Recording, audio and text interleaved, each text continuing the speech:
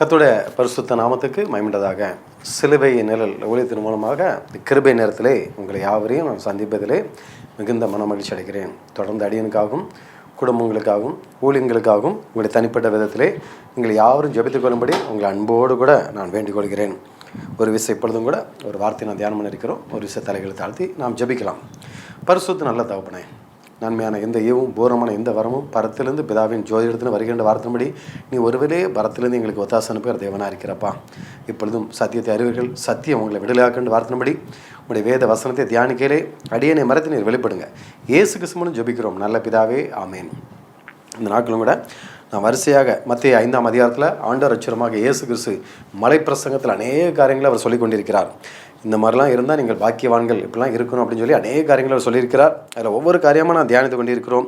முதலாவதாக ஆவில் எளிமை உள்ளவர்கள் பாக்கியவான்கள், ரெண்டாவதாக துயரப்படுகிறவர்கள் பாக்கியவான்கள், மூன்றாவதாக சாந்த குணமுள்ளவர்கள் பாக்கியவான்கள் அப்படின்லாம் சொல்லி நம்ம பார்த்தோம். அவங்களுக்கு என்னென்ன ஆசீர்வாதம்லாம் கிடைக்கும் அப்படின்னு சொல்லி நம்ம பார்த்தோம். இப்பொழுதும் கூட 6ஆம் வசனம் 5ஆம் அதிகாரம் 6ஆம் வசனத்தில் நீதியின் மேல் பசித்தாக உள்ளவர்கள் பாக்கியவான்கள், அவர்கள் திருப்தி அடைவார்கள் என்று வேதம் சொல்கிறது. பிரியமானவர்களே, நீதியின் மேல் நம்ம வாழ்க்கையில் எல்லாருக்குமே என்ன இருக்கணும்? ஒரு பசி தாகம் இருக்கணும் அப்படின்னு சொல்லி வேதம் சொல்கிறது. ஆண்டவர் அச்சுரமாக இயேசு இந்த வார்த்தை சொல்கிறார். நீதியின் மேலே நமக்கு என்ன வரணும்? நமக்கு ஒரு பசி தாகம் இருக்கணும். நமக்கு எதையாவது விரும்புகிறத நம்ம எப்படியாவது சாப்பிடணும், அது நமக்கு ஒரு தாகமாக இருக்கும். அதேமாதிரி இதை நமக்கு கிடைச்சா நல்லாயிருக்கும் அப்படின்னு சொல்லி ரொம்ப நாள் இதுக்காக நான் தாகத்தோடு இருந்தேன், இந்த காரியம் எனக்கு கிடச்சிக்கிட்டு அப்படின்னு. அதே மாதிரி நீதியின் மேலே நமக்கு அப்படி ஒரு பசி தாகம் நம்முடைய வாழ்க்கையில் இருக்க வேண்டும். எப்படியாவது நீதி நியாயம் கிடைக்க வேண்டும், இவங்க வாழ்க்கையில் நல்லா இருக்கணும் அப்படின்னு சொல்லி நீதிக்காக நம்ம பிரயாசப்பட வேண்டும். நீதியின் மேல் நம்ம பிரியமாக இருக்க வேண்டும். இன்றைக்கி நிறைய பேர் வாழ்க்கையில் பாருங்கள், அங்கெங்கே நிறைய சம்பவத்தை நம்ம கேள்விப்படணும். நீ கடைசி காலத்தில் வாழ்ந்து கொண்டு இருக்கிற எங்கே பார்த்தாலும் நீதி நியாயத்தை என்ன செய்ய முடியல, நம்ம பார்க்கவே முடியல. என்னையாவது ஒரு நியாயமே இல்லையாயா, அவங்க மனசாட்சியே இல்லையாயா. இன்றைக்கி எங்கே பார்த்தாலும் இப்படிப்பட்ட வார்த்தைகள் நிறைய பேர் சொல்ல தான் நம்ம காத்திருக்கோம். எவ்வளோ பணத்தை நம்பி கொடுத்தேன், கொடுக்கவே இல்லைன்னு சொல்லிட்டானே. நான் ஏதாவது பத்திரம் எதுவும் எழுதி வாங்கன்னு பார்த்தா எதுவுமே எழுதி வாங்கல, ஒரு நம்பிக்கையில் தானே அவனை கொடுத்தேன். ஆனால் கடைசியில் பார்த்தா அவர் மனசாட்சியே இல்லாமல் இன்றைக்கி எதுவுமே எனக்கு தரலன்னு சொல்லிட்டாங்களே. அதே மாதிரி இன்றைக்கி இந்த இடத்துக்காக வீட்டுக்காக இன்றைக்கி நிறைய இடத்துல பாருங்கள், கோர்ட் கேஸ்லலாம் நிறைய பேர் நீதி நியாயத்துக்காக அங்கே காத்து கிடக்கிறாங்க. ஆனால் கடைசியில் பாருங்கள் எது ஜெயிக்குது பாருங்கள் உலகத்தில்? பணம். இன்றைக்கி யாருக்கெல்லாம் பணம் அதிகமாக இருக்குதோ எல்லாத்தையும் அதிகாரிகள் எல்லாத்தையுமே பணம் கொடுத்து நினைஞ்சிருந்தாங்க, வாங்கிடுறாங்க. எங்கே பார்த்தாலும் நியாயம் செத்து போய் கிடக்குது. நிறைய பேர் வாயிலேருந்து சொல்லக்கூடிய ஒரு வார்த்தை, ஐயா கடவுள் இருக்கிறாரா இல்லையா, நீதி நியாயம்னு செத்து போத்தியா. இன்றைக்கி பணம் இருந்தால் தான் நம்முடைய வாழ்க்கையில் மதிப்பு, பணம் இருந்தால் தான் எல்லாத்தையும் இது பண்ண முடியும்.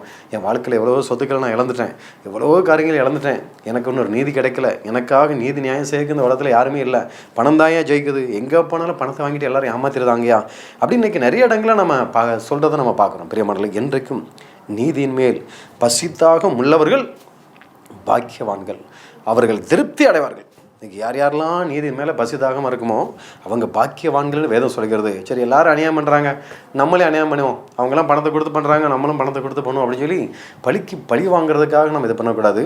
ஆண்டவருக்காக நம்ம காத்திருக்க வேண்டும், நீதிக்காக நம்ம காத்திருக்க வேண்டும். நிச்சயமாக அவர் ஒரு நாள் நீதி நியாயம் செய்கிற தேவனாக இருக்கிறார்.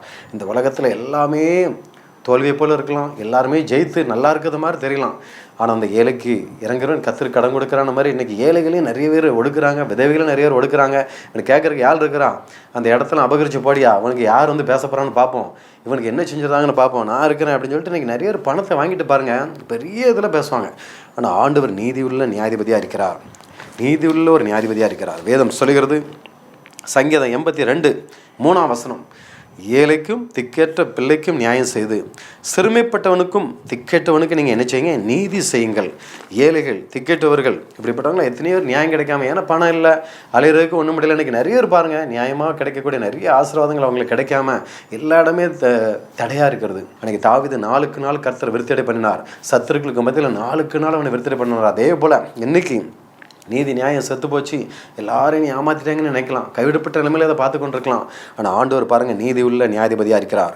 அவர் நாள்தோறும் பாவியின் மேல் சினங்கொள்ளுகிற ஒரு தேவனாக இருக்கிறார். இது யாருமே பார்க்கல, அவங்க துட்டு கொடுத்து இப்படி பண்ணிட்டாங்களே, அதிகாரத்தை எல்லாரையும் வாங்கிட்டாங்களே நீங்கள் நினைக்கலாம். ஆனால் ஆண்டவர் பார்த்து கொண்டு இருக்கிறார். அவர் நாள்தோறும் பாவின் மேல் சினங்கொள்ளுகிற ஒரு தேவனாக இருக்கிறாராம். எனவே கர்த்தர் நமக்காக ஒரு வழக்காடுகிற தேவனாக இருக்கிறார்.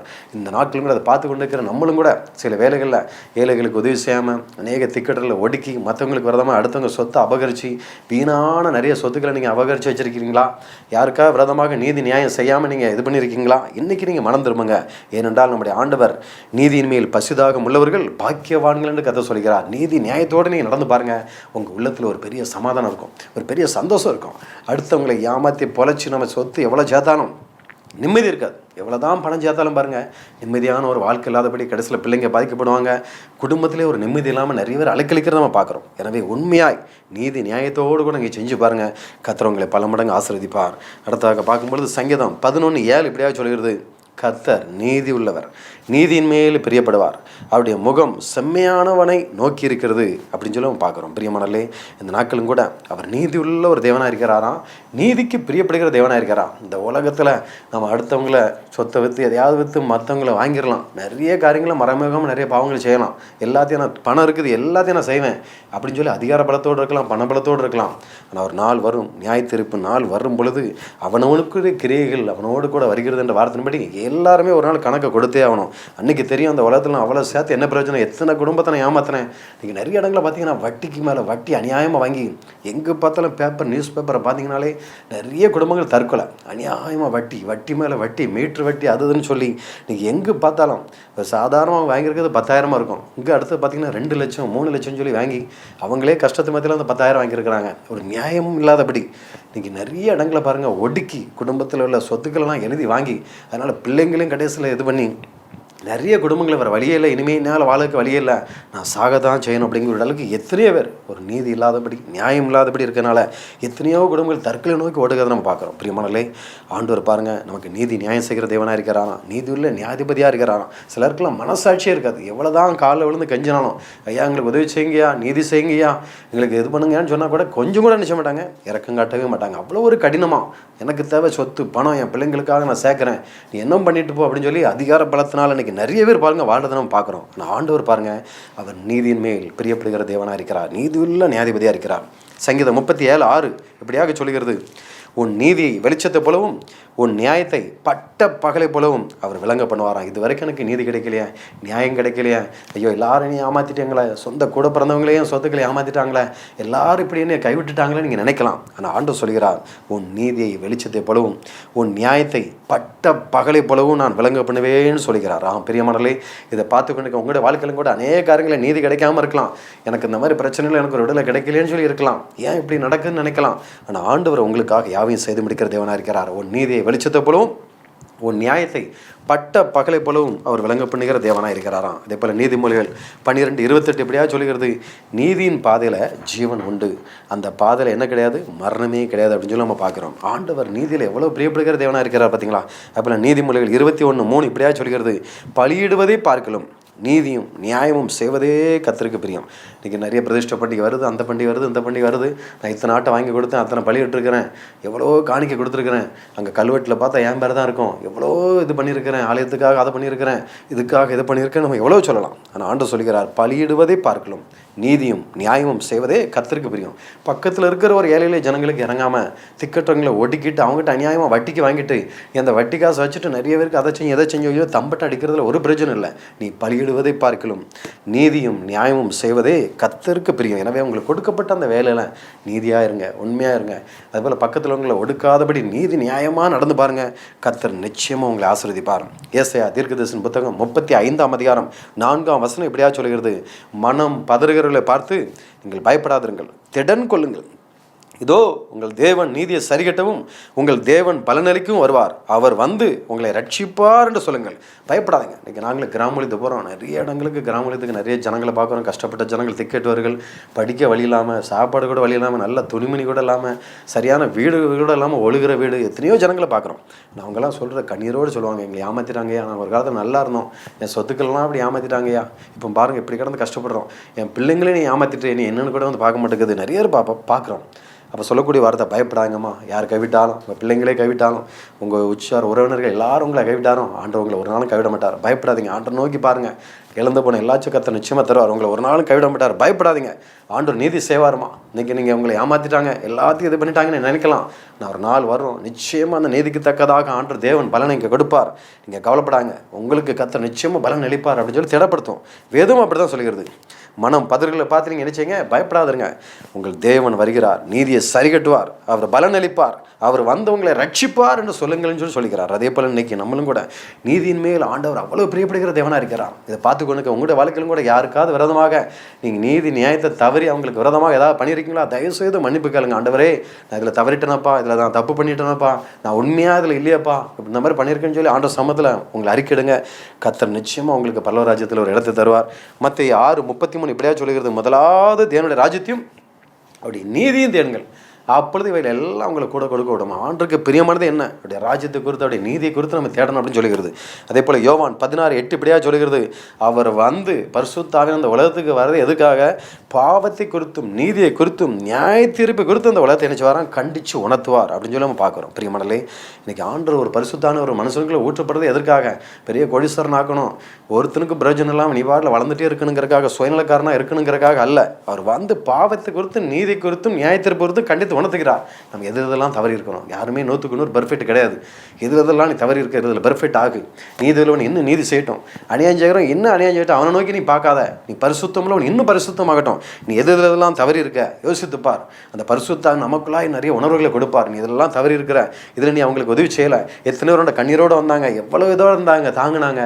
அவங்களாம் நீ மதிக்கலையே, பெற்ற அம்மா அப்பாவை நீ மதிக்கலையா, உடம்பிறந்த சகோதரனை நீ மதிக்கலையா, உன் மனைவி உன்னை பார்த்து கெஞ்சினா, எவ்வளோ இது பண்ணியும் கூட நீ அவளை விட்டு பிரிஞ்சுட்டியே. அதே போல் கணவரும் நிறைய மனைவியை பார்த்து என் கூட சேர்ந்து வாழ்ந்து சொல்லியும் கூட நீ கொஞ்சம் கூட இறங்கலையே. உன் கணவனுக்கு விரதமாக நீ துரோகம் பண்ணிட்டிய, மனைவிக்கு விரதமாக துரோகம் பண்ணிட்டிய, உங்கள்கிட்ட நீதி இல்லையே. ஆண்டவர் உணர்த்துவார். அதை நான் எல்லாத்தையும் அறிக்கடணும், ஆண்டவரே நான் மன்னிங்கப்பா அப்படின்னு சொல்லி கர்த்தர் நீதியின் மேல் பிரியப்படுகிற தேவனாக இருக்கிறார். நான் கூட 6 நாட்களில் பாருங்கள், புறமத்திலேருந்து வந்திருக்கிறேன்.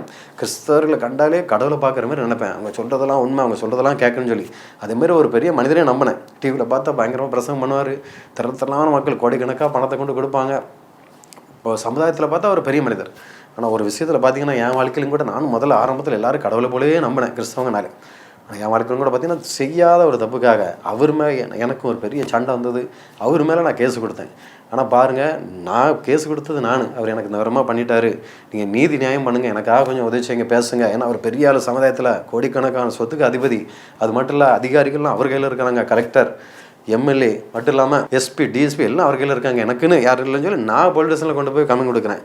கொஞ்சம் பொறுமையாக இருப்பா அப்படின்னு சொல்லிட்டு கடைசியில் நீ நாளைக்கு வான்ட்டாங்க. அடுத்த நாள் நான் உள்ளே போகிறேன், இனியதைக்கு உள்ளே வைக்கிறாங்க. உன் மேலே தான் தப்பு இருக்குது, நீ யார்கிட்ட மோதி இருக்கிற அப்படின்னு சொல்லிட்டு கடைசியில் நான் எங்கள் கூட பிறந்த சகோதரி, எங்கள் அம்மா, நாங்கள் 3 பேரும் போயிருக்கிறோம். ஒரு தப்புமே பண்ணலை.